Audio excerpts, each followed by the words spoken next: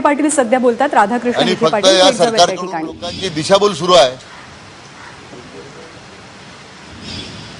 आणि त्याचा प्रचंड उद्रेक राज्यातल्या वेगवेगळ्या जिल्ह्यामध्ये निघालेल्या मोर्चाच्या निमित्ताने आज आपल्याला पाहायला मिळतो.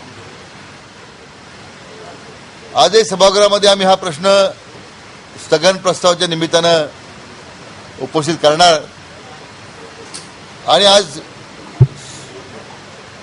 हा विषय मांडूच द्यायचा नाही. मराठा आरक्षणाच्या मुद्द्यावर विरोधी पक्षाला चर्चाच करू द्यायची नाही, अशा भूमिकेत सत्तेमध्ये बसणाऱ्या शिवसेना भाजपच्या लोकांची भूमिका होती.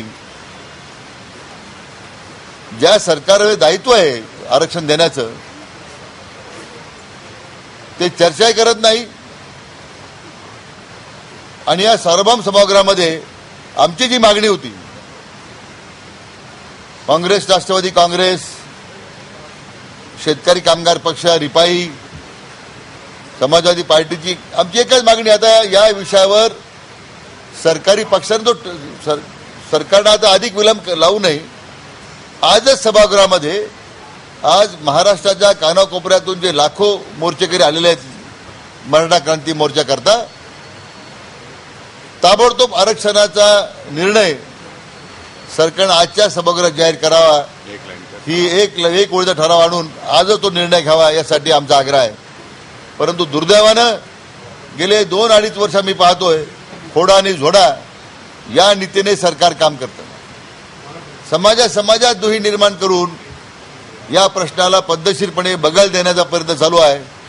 यांची भूमिका सरकारची आरक्षण देण्यासंदर्भातली प्रामाणिक नाही, हे आता पुन्हा या ठिकाणी आता स्पष्ट होत आहे. हे वास्तव आहे आणि म्हणून आता आजच्या सभागृहामध्ये आमची हीच भूमिका राहणार आहे. गेले सातत्यानं मी भूमिका मांडतोय, नागपूर अधिवेशनामध्ये मांडले आम्ही. आज शिवसेनेचे नागपूर अधिवेशनामध्ये आमदार त्यावेळी भगवे फाटी घालून आले होते. मराठा आरक्षणाच्या बद्दल आपलं खोटं प्रेम दाखवण्याकरता त्यावेळी सभागृहात मी बोललो होतो की तुम्ही कोणता उत्सव साजरा करण्यासाठी फेटे घालून आलेला आहात. आज मात्र त्यांच्या डोक्यावरचे फेटे गेलेत.